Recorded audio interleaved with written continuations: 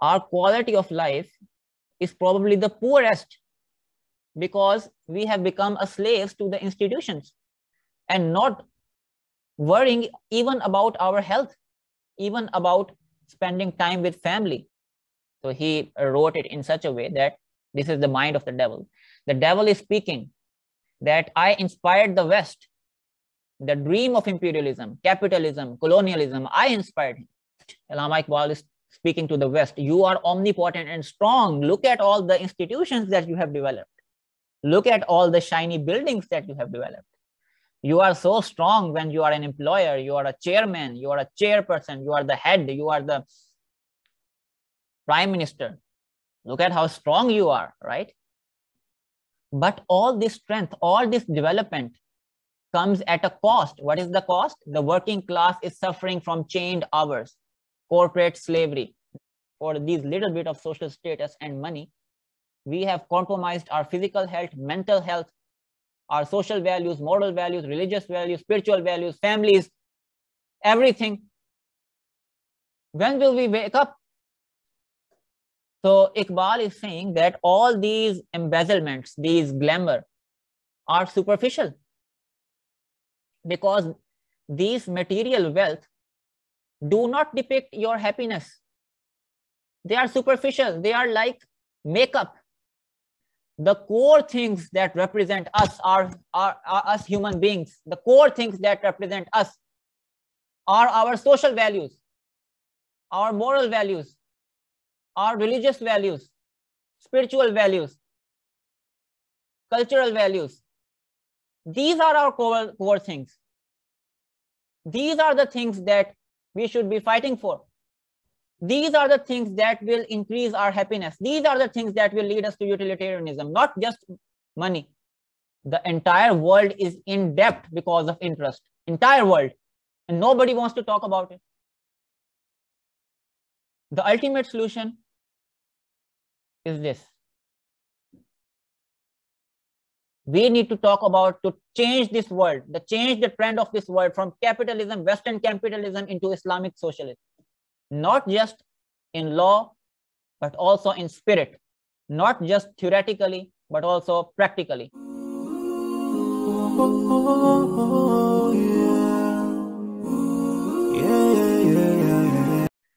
They are a slave of money and institutions and ultimately capitalism. So this capitalism is crippling our institutions.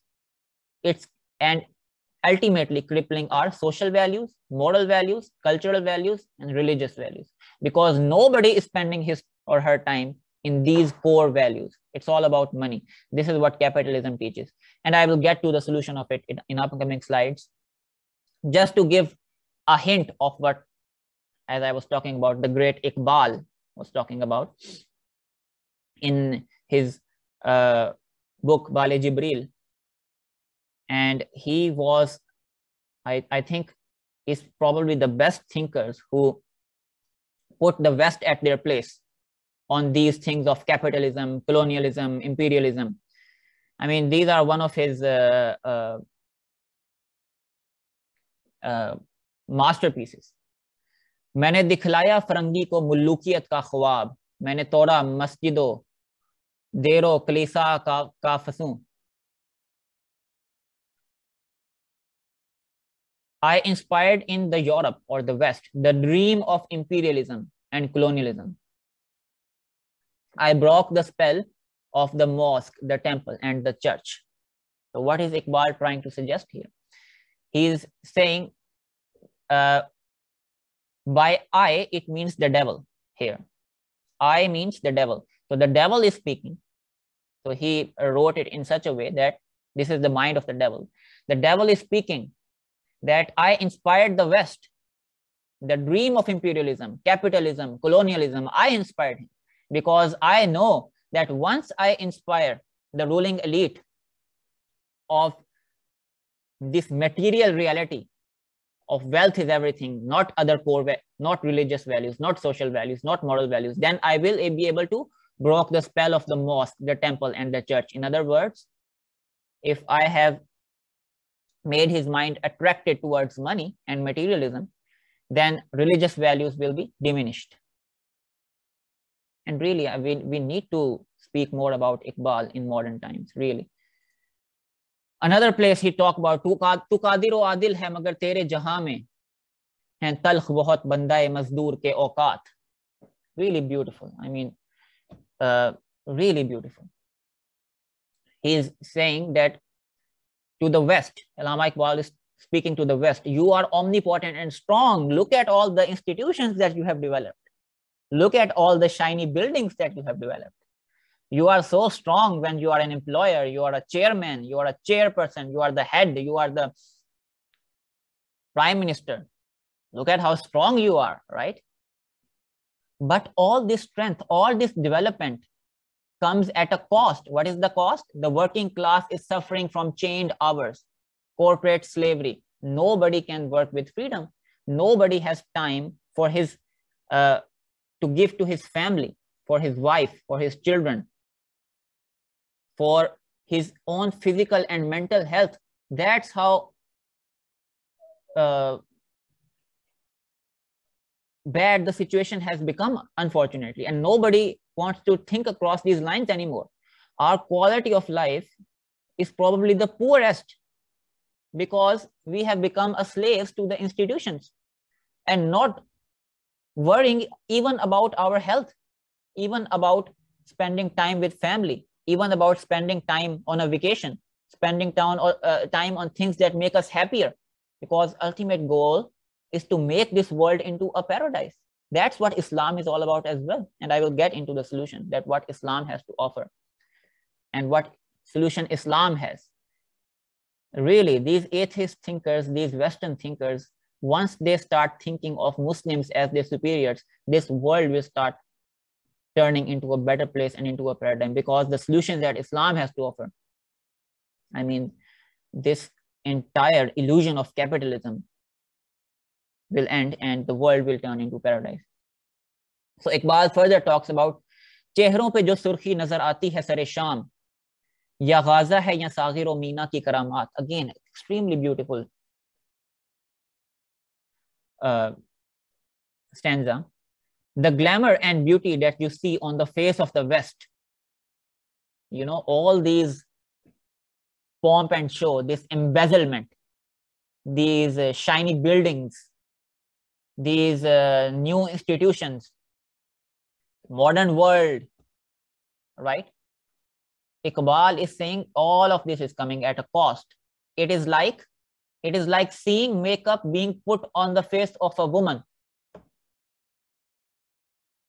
So Iqbal is saying that all these embezzlements, these glamour, are superficial, because these material wealth do not depict your happiness.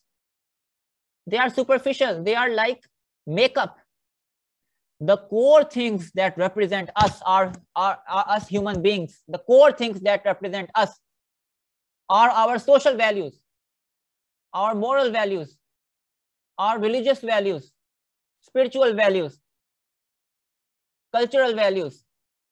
These are our core things. These are the things that we should be fighting for. These are the things that will increase our happiness. These are the things that will lead us to utilitarianism, not just money, not these shiny buildings. These shiny buildings will not give you any health. These are destroying your health. Chained hours, corporate slavery. This is what the West has given to us. This is what the demonic system of the Western capitalism has given us. These institutions, these social, or these little bit of social status and money, we have compromised our physical health, mental health, our social values, moral values, religious values, spiritual values, families, everything. When will we wake up? And nobody wants to talk about it. I mean, I haven't talked about how it's impacting our economy in detail. I mean, usury, loans, interest. I will talk about this as well in upcoming videos in great detail. I mean, usury is another thing. Interest is another thing nobody wants to talk about. The entire world is in debt because of interest. Entire world. And nobody wants to talk about it. The ultimate solution is this. And I want others to talk about it. We often see a lot of stories about, Muslim reverts from Christianity to Islam, from atheism to Islam, from whatever to Islam. It's beautiful. But when Muslims also need to dwell into the practical realities now. We need to talk about to change this world, change the trend of this world from capitalism, Western capitalism, into Islamic socialism. Not just in law, but also in spirit. Not just theoretically, but also practically. And I will talk about this thing about Islamic socialism.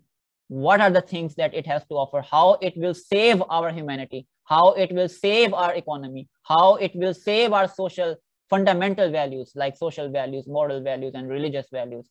And I will talk about in upcoming videos. With that, Assalamu alaikum wa rahmatullah.